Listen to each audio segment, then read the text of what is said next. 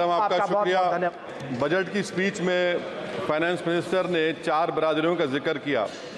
भारत की सबसे बड़ी अक़लियत मुसलमान है 17 करोड़। मैं हुकूमत से जानना चाहता हूं कि क्या 17 करोड़ मुसलमानों में गरीब नहीं है, नौजवान नहीं है, किसान नहीं है, ख़वातीन नहीं है? वतन अजीज़ में सबसे गरीब मुसलमान है, सबसे ज़्यादा नाखवानगी मुस्लिम ख़वातीन में। AIDS और PLFS का डेटा ये बताता है कि मुसलमानों में सबसे कम असासे हैं और कंजम्पशन लेवल दूसरे मजहबी ग्रुपों के बनिस्बत सबसे कम है।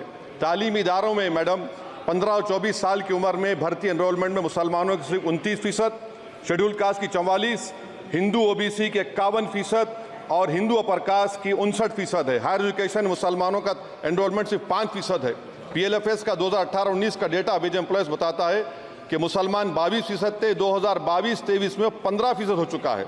सेल्फ एम्प्लॉयमेंट में मुसलमान हिंदू सिख से ज़्यादा 58.4% है। रेगुलर वेज एम्प्लॉयमेंट में सबसे कम मुसलमान है 15% और कैजुअल लेबर में सबसे ज़्यादा मुसलमान 26% है। तो मुसलमानों का शेयर रेगुलर एम्प्लॉयमेंट में लॉस हो रहा है एम्प्लॉयमेंट का। मुसलमान नौजवानों का ना रोज़गार मिलता है, ना तालीम के मौक़े, ना हुकूमत उनको कोई तरबियत सहूलत दी जाती है। मैं मोदी हुकूमत को एक मुसलमानों का एक अछूत बना दिया है, ना कोई सियासी नुमाइंदगी है, ना मुल्क की तरक्की में इनका कोई हिस्सा दिया जा रहा है। मैडम माइनॉरिटी वेलफेयर मिनिस्ट्री में 2023-24 में 38% की बजट में कमी कर दी गई, 5,000 से 3,000 करोड़ कर दिया गया। इस साल के बजट में सिर्फ चंद 100 करोड़ का इजाफा किया गया, मगर 23-24 के बजट के लेवल पर पैसे मुख्तसर नहीं किए गए। ये मोदी हुकूमत की बदनीयती और झूठा कमिटमेंट अक़लियतों के ताल्लुक से। तालीम के उस अक़लियती स्कॉलरशिप मैडम अक़लियतों के गरीब तलबा और तालिबात को दी रकम में कमी कर दी गई। 2019 में मोदी ने कहा था कि 1 करोड़ स्कॉलरशिप दिए जाएंगे, अब सिर्फ 58 लाख दिए जा रहे हैं। 47% अक़लियती एप्लीकेंट्स को हर साल स्कॉलरशिप से महरूम कर दिया जा रहा है।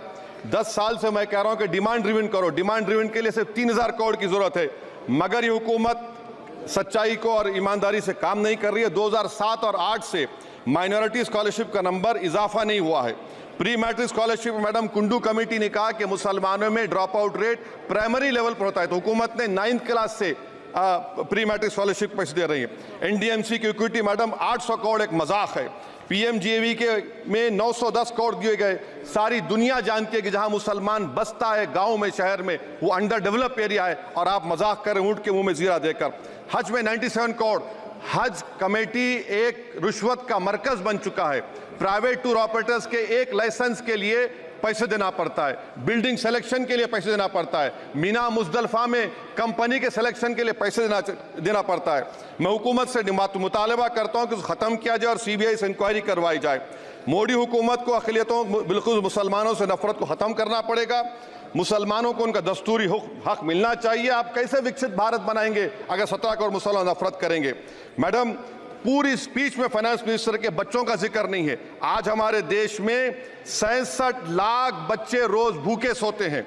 46 मिलियन बच्चे स्टंटेड हैं मेल न्यूट्रिशन की वजह से।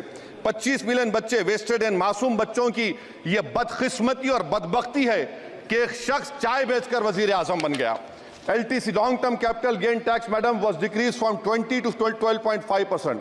However, the indexation benefit has been removed and won't apply to any property purchased after 2001. This will be detrimental to the growth of real estate, limit household capital formation and impact employment generation in construction sector. This change in LTCG is a quasi-wealth tax on household, particularly the middle class. Internship program madam 5 साल में आप 1 करोड़ लोगों को intern कराएंगे, यानी एक company को 4,000 लोगों को ट्रेन करना पड़ेगा। मुझे बताइए क्या ये बड़ी कंपनी का माने क्या है? It is unachievable. Will it be based on market cap, revenue, employ size? Maybe prime minister Modi is saying to Agniveer to do internship after 4 years of service in armed forces. Madam, 21 billion people have given up all hope and stopped looking for jobs.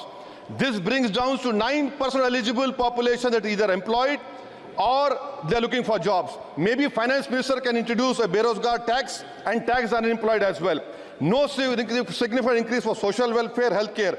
It looks like Prime Minister Modi is saying देश की middle class की संपत्ति पर पहला हक हमारे alliance का है.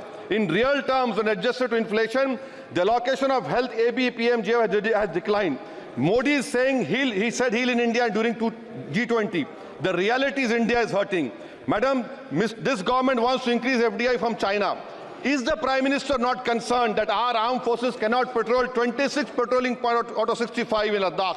Maybe the Prime Minister wants the Chinese monopoly Indian markets. Import from China have crossed 101 billion 2024.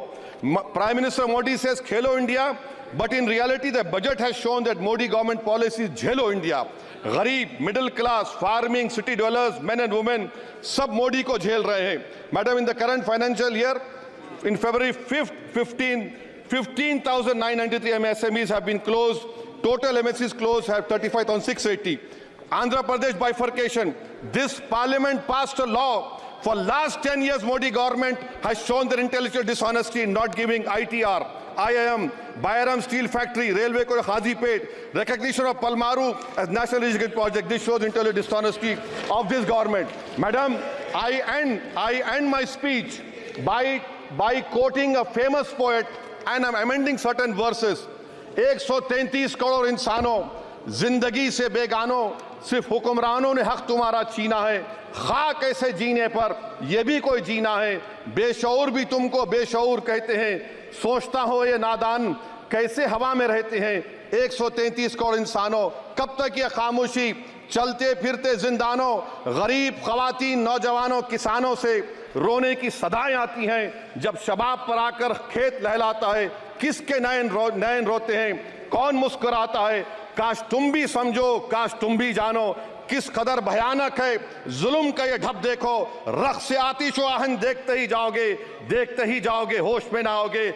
और अनएम्प्लॉयमेंट पर अभी बोला गया नौकरियां दे रहे हैं, तो शायर ने इनके बारे में अच्छा कहा कि फूल शाखों पर खिलने लगे तुम कहो, जाम जिंदों को मिलने लगे तुम कहो, चाक सीनों के सिलने लगे तुम कहो. इस खुली झूठ को, जहन की लूट को मैं नहीं मानता, मैं नहीं जानता. शुक्रिया.